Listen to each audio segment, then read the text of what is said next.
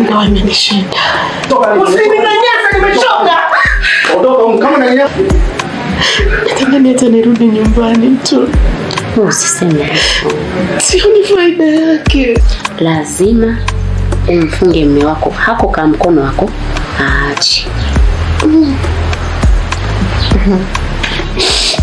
Hayo yote yataisha endapo utakubaliana na mimi. Yaani familia yangu kwa kweli haina amani. Yaani sijui changamoto ni nini. Labda unisaidie na wewe, mawazo yako naweza nikayafanyia kazi. Wewe nisikilize mimi. Wewe umeshakuwa zaidi ya ndugu yangu. Ina maana kitu ambacho ninakuelekeza mimi nina uhakika nacho. Kuna mtaalamu mmoja nataka nikupeleke. Sawa sawa.